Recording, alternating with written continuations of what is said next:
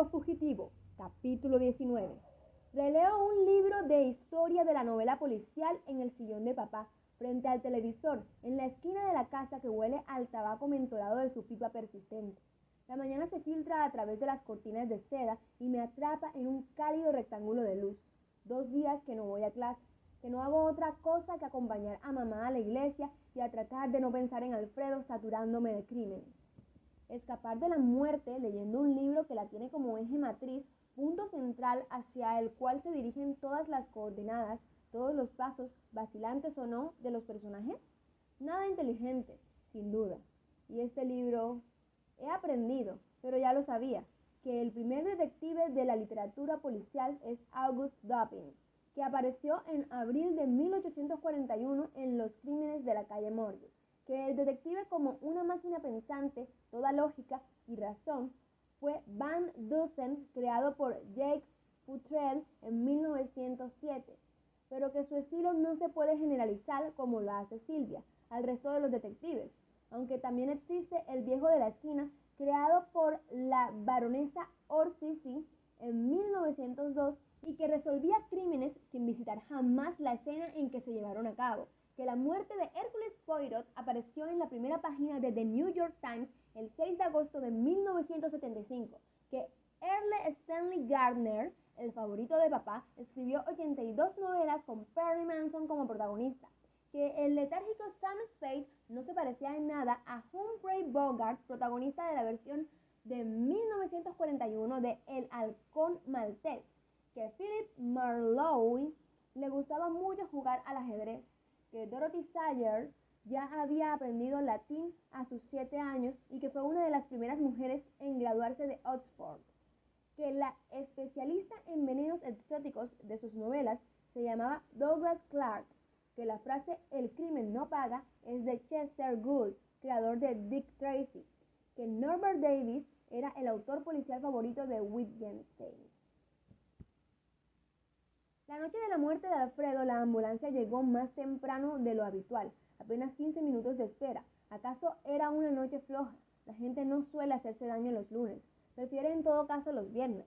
El hombre alto y de lentes oscuros, incongruentes para ese momento, más para la playa o para el prado, y la mujer baja y con manchas de mostaza en el delantal blanco, se abrieron paso con eficacia entre el caos de Silvia, Eulalia y mamá tiradas en el suelo de la pieza nueva, sin saber si volver a intentar la respiración artificial o si de una vez dedicarse a rezar. Quizá una plegaria le llegaría a Alfredo en su súbito viaje de la tierra hacia la ciudad del demiurgo torpe. El de lentes oscuros miró a Alfredo con displicencia mientras la mujer se arrodillaba al lado del cuerpo y procedía a tomarle el pulso, más siguiendo las instrucciones de algún manual de hojas amarillentas que los dictados del sentido común, que debían haberle dicho que había más pulso en los estantes de libros que en esa carne joven ya vencida por una de las 1000 maneras que tiene la carne de ser vencida, tan frágil, tan vulnerable, a los embates de cosas tan disímiles como una pequeña navaja de bolsillo, el lento apretar de unos dedos en el cuello, la mezcla confusa de unas drogas. Porque de eso yo no tenía dudas. Alfredo había muerto de una sobredosis. El de lentes oscuros parecía pensar lo mismo mientras sacaba un chicle de uno de los bolsillos del pantalón y se lo metía en la boca. Era un bazooka, el que le gustaba a Alfredo. La mujer de las manchas de mostaza hizo algunas preguntas del tipo: ¿quién encontró el cuerpo? Yo no las respondí. Me quedé en una esquina con una mano en la cintura de papá, que no salía de una bruma que le había cortado el habla, que le hacía abotonarse y desabotonarse la camisa con un nerviosismo contagioso. Al rato llegó la policía y me preparé a responder las preguntas que realmente contaban. Papá había hecho un par de llamadas y movido sus influencias. Le habían enviado un hombre importante a pesar de que todavía nada lo justificaba. El inspector Daza, fornido y de mediana estatura, con un sobretodo negro que denunciaba que había aprendido en la tele y en el cine cómo debían lucir los inspectores. Entró a la pieza con un aplomo digno de un desfile militar. Se ajustó los pantalones negros, tenía un cinturón café, el color equivocado, se notaba que su mujer no lo ayudaba a vestirse. Pasó al lado nuestro sin mirarnos y pidió que le dejaran ver el cuerpo. 15 segundos después de que hicieran caso a su pedido, estaba llorando. Se abrazó a mamá, que sentada en una silla parecía haberse tranquilizado, pero volvió a llorar apenas vio las lágrimas en las mejillas cobrizas del inspector. Era tan lindo, dijo Daza, un pañuelo en la mano mientras uno de sus ayudantes metía el alfil encontrado cerca de Alfredo en una bolsa de plástico. Tenía algo de parecido a mi sobrino. Tenía. En su vacilación pude reconocer la incertidumbre de los vivos con respecto a los muertos recientes, su dificultad de acomodarse a la nueva realidad. Somos un fui que no será mañana. El inspector ordenó que se llevaran el cuerpo y luego lo seguimos al jardín, a la fragancia acogedora de los jazmines del cielo en la noche oscura del alma. Siles es un pésimo presidente, dijo Daza encendiendo un cigarrillo. Para ser presidente se necesita mano dura, y él no la tiene. ¿Vieron a cuánto está el dólar? A 3.000. Lequín es un zorro, lo va a hacer caer a punta de huelgas. Es un viejo zorro y no me extrañaría que por ahí esté conspirando Paz Estensoro. Su hijo, ¿cómo se llama su hijo? Se llamaba Alfredo, respondió papá, sorprendido por la pregunta después de una parrafada que no tenía nada que ver con lo que acababa de suceder. Ya el médico dirá lo que sucedió. Por lo pronto, nada puede hacer. ¿Quién descubrió el cuerpo? Eulalia, la empleada. Respondí deseoso de ver en acción a un policía de carne y hueso. A lo lejos se escuchaban los sollozos de mamá. Silvia le había dado un par de tranquilizantes. Pronto se dormiría. ¿Estaba con alguien? Yo lo vi con Nelson en la tarde. Luego desapareció unas horas. Claro, esa era la palabra que me faltaba en el crucigrama de ayer. Nelson. El almirante Nelson. ¿Quién es Nelson? Un amigo suyo del barrio. Habrá que hablar con él. Había seguido caminando mientras hablábamos, exhalando bocanadas de humo que espantaban a las mariposas nocturnas y flotaban por segundos en el aire quieto antes de desvanecerse. Vecinos y curiosos se agolpaban a la puerta, tocaban la ambulancia como si jamás hubiesen visto una, inquirían acerca de lo sucedido al impasible o muy profesional hombre alto que metía, con la ayuda de un policía, el cuerpo de mi hermano en la ambulancia, con la sirena dando vueltas, emitiendo destellos rojos en silencio e iluminando la cuadra con su parpadeo continuo. Confíe en mí, dijo Daza al despedirse de papá, apretándole con fuerza la mano, fijando sus pupilas negras en las cafés de papá, café como las mías, café como las de Alfredo. Confíe en mí. La autopsia confirmó mis sospechas. Un cóctel de pastillas para dormir habría acabado con Alfredo. Barbitúricos fármacos con nombres como amilobarbitona, fenobarbitona y tiopentona, depresores de la actividad del sistema nervioso central. Valium, probablemente. Luminal.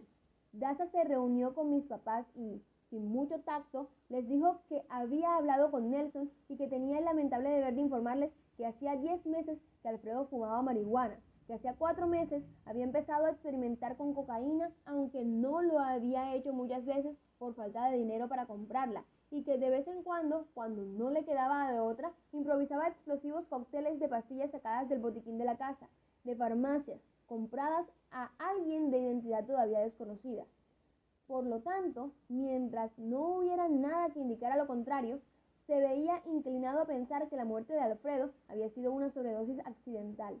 Papá miró a mamá con expresión de reproche. Tengo entendido, señora, que usted usa Valium. Últimamente, mamá miraba al inspector con expresión incrédula. El azul de sus venas resaltaba en el cuello pálido y las manos se entrelazaban y se paraban sin descanso. No podía dormir bien, pero tenía las pastillas contadas y no noté que Alfredo las hubiera sacado. Quizá una o dos, no más.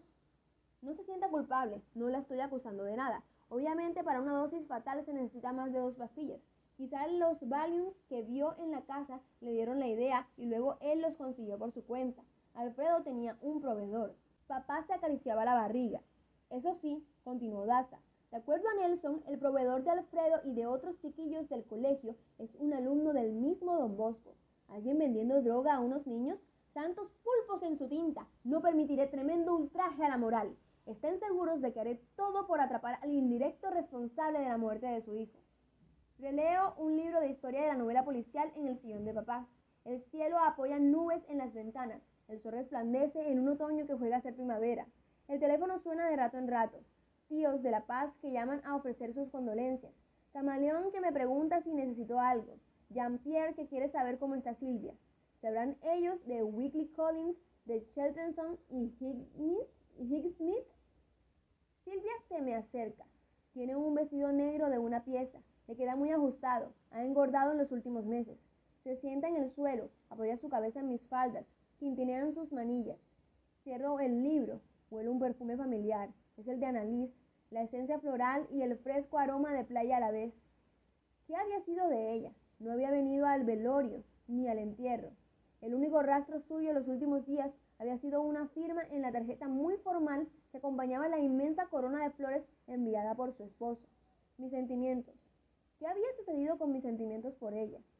No habían desaparecido, pero sí, como las anclas de los barcos detenidos en puertos muy lejanos, Chile, se habían hundido con rapidez en las profundidades de mis océanos interiores. ¿Volvería a levar el ancla? No lo sabía. No me interesaba saberlo. Annalise llamó esta mañana, dice mi hermana, adivinando lo que pensaba. Su voz, un susurro. Estabas durmiendo, no te quise despertar. Me pidió que te enviara sus condolencias.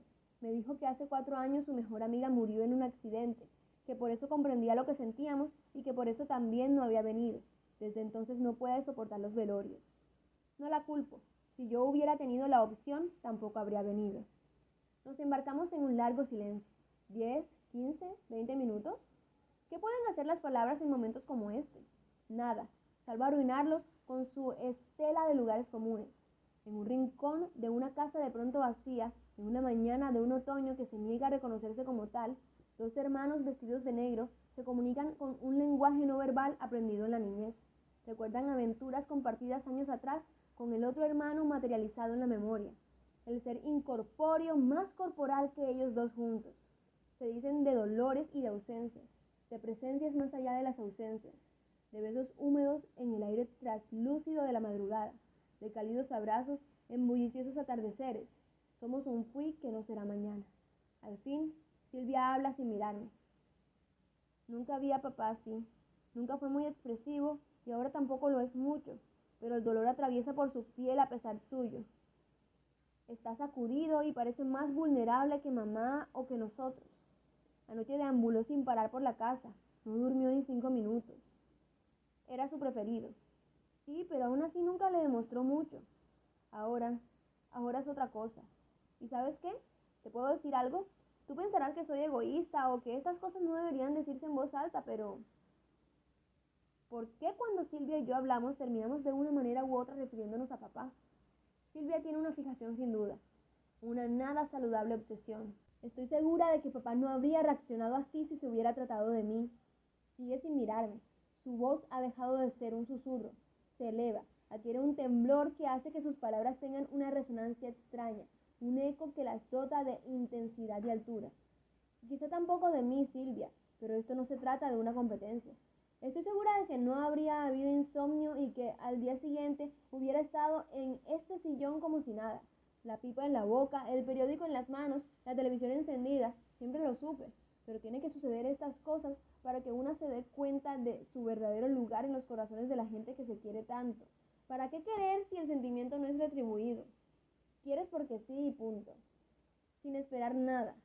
Miento, claro, pero debía romper la lógica inexorable de Silvia. Como Jean-Pierre que babea por ti y se contenta con lo poco que le das, ¿o no? Además, estás exagerando. Papá te quiere mucho y le va a doler un montón si algo te pasa. La conversación comienza a adquirir un tono surreal. Discutir acerca de los sentimientos de papá después de la muerte de Silvia era lo único que faltaba. Y tú mismo te lo crees, pero no importa. Sabía que no me entenderías. Ahora resulta que Jean-Pierre es el único que me entiende. Un largo silencio. Ya no sé qué hacer en esta casa. Y para colmo, la U cerrada. Este país es una mierda. Pensé que ibas a dejar la U. Sí y no. Bueno, quizá, no sé. ¿A ti qué carajo te importa? Silvia se levanta súbitamente y se dirige a su cuarto. Me quedo con la sorpresa trazada en el rostro. Ya se tranquilizará. Se me ocurre reescribir el final de Los anteojos negros. Busco mi cuaderno anaranjado y, cautivado una vez más por la fiebre de la creación, escribo unas cuantas líneas agridulces.